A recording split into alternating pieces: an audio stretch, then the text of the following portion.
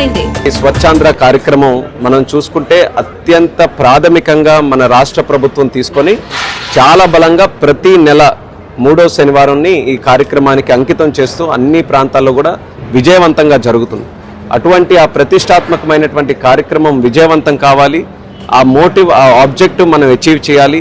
స్వచ్ఛాంధ్రగా మన అంత ప్రాంతాన్ని మన రాష్ట్రాన్ని తయారు చేయడానికి ఆ కార్యక్రమం తాలూకు ఉద్దేశాన్ని ప్రజల వరకు కూడా తీసుకొని వెళ్ళాలి. ఆ మోటివ్తో ఈ ప్రోగ్రామ్ని సక్సెస్ చేయాలని అన్ని ఏర్పాట్లు కూడా సమీక్షించడం జరుగుతుంది.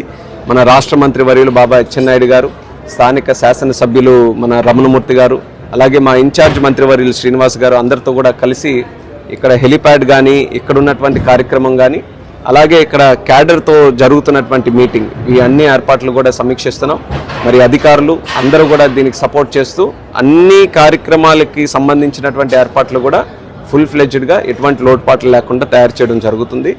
ఒక విషయం మనం గుర్తించాల్సినటువంటిది, చంద్రబాబు నాయుడు గారు ఎక్కడ పర్యటన చేసినా సరే ఒక పక్కన ప్రజల్ని కలవడం, అలాగే తెలుగుదేశం పార్టీ కార్యకర్తలను కూడా ఎంగేజ్ చేసుకొని వాళ్ళ తాలూకా ఫీడ్బ్యాక్ తీసుకుంటూ ఒక పొలిటికల్ గవర్నెన్స్ మోడల్ ఏదైతే ఆంధ్రప్రదేశ్ రాష్ట్రంలో ఒక అద్భుతంగా ఈరోజు మనం నడిపిస్తున్నామో ఆ కార్యక్రమాలన్నీ కూడా ఈరోజు మన జిల్లాలో జరగడం అనేది అందరికీ కూడా ఎంతో ఆనందకరమైనటువంటి విషయం.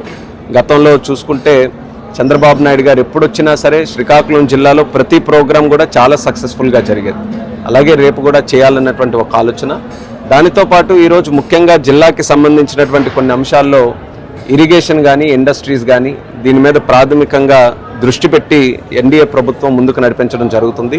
దాని తాలూకా ప్రభావం కూడా చంద్రబాబు నాయుడు గారు ముఖ్యమంత్రి అయిన తర్వాత రాష్ట్రానికి ఒక సరికొత్త బ్రాండ్ని ఈరోజు సృష్టించి పెట్టుబడులు రావడంలో నంబర్ 1 స్టేట్గా నంబర్ 1 బ్రాండ్గా మన ఆంధ్రప్రదేశ్ రాష్ట్రాన్ని తయారు చేయడం జరిగింది.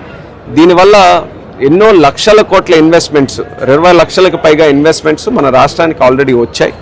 శంకుస్థాపనలు కొన్ని జరిగాయి, కొన్ని on the work in progress ఉన్నాయి, కొన్ని ప్రారంభోత్సవం కూడా మనం చేసుకున్నాం. దీని తాలూకా లాభం మన తెలుగు ప్రజలు, తెలుగు యువతీ యువకులు ఎవరైతే ఉన్నారో వాళ్ళందరికీ కూడా కలుగుతుంది. ఈరోజు ఎంతో గర్వకారణం ఏంటంటే అనంతపూర్లో advanced medium combat aircraft లాంటి ఒక ప్రతిష్టాత్మకమైన ప్రాజెక్టు, డిఫెన్స్కి సంబంధించిన కీలకమైన ప్రాజెక్టు మన రాష్ట్రం రావడం, రాయలసీమలో అది కూడా ఎస్టాబ్లిష్ చేయడం, 15,000 కోట్ల రూపాయల ప్రాజెక్ట్ అది ఎస్టాబ్లిష్ చేయడం అనేది ఎంతో గర్వకారణమైన విషయం. ఇవన్నీ కూడా ఊరికే రావట్లేదు.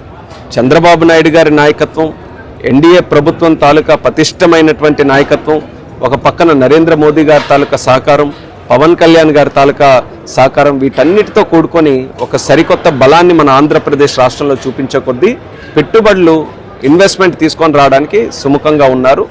రేపు చంద్రబాబు నాయుడు గారు వచ్చిన తర్వాత కూడా జిల్లాలో మరింత ఇండస్ట్రీని ప్రోత్సహించడానికి, అలాగే ఎక్కువ శాతం వ్యవసాయం కూడా ఉంది కాబట్టి వ్యవసాయానికి సంబంధించినటువంటి కొన్ని ప్రాజెక్ట్స్ కూడా ఆయన దృష్టిలోకి తీసుకొని రావడం జరుగుతుంది.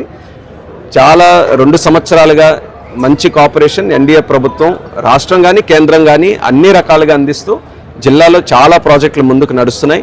నేరేడి ప్రాజెక్ట్ ఒక చరిత్రాత్మకమైన ప్రాజెక్ట్, దానికి కూడా గెజెట్ నోటిఫికేషన్ మనం తీసుకొని వచ్చాం. అతి త్వరలో దాన్ని గ్రౌండ్ కూడా చేయడానికి అన్ని కార్యక్రమాలు కూడా ముందుకు నడిపిస్తున్నాం. సో రేపు కార్యక్రమం విజయవంతం చేయాలి, అది టాప్ ప్రయారిటీ. స్వర్ణాంధ్ర స్వచ్ఛాంధ్ర ప్రోగ్రామ్ని సక్సెస్ఫుల్గా చేసుకొని క్యాడర్ తాలూకు ప్రోగ్రామ్ కూడా చేయాలన్న ఆలోచనతో ప్రజలకి అటు కార్యకర్తలు కూడా పిలుపునిస్తున్నాం. అన్ని ఏర్పాట్లు చక్కగా చేసాం. రేపు ప్రోగ్రామ్ను కూడా విజయవంతం చేయాలని కోరుకుంటున్నాం.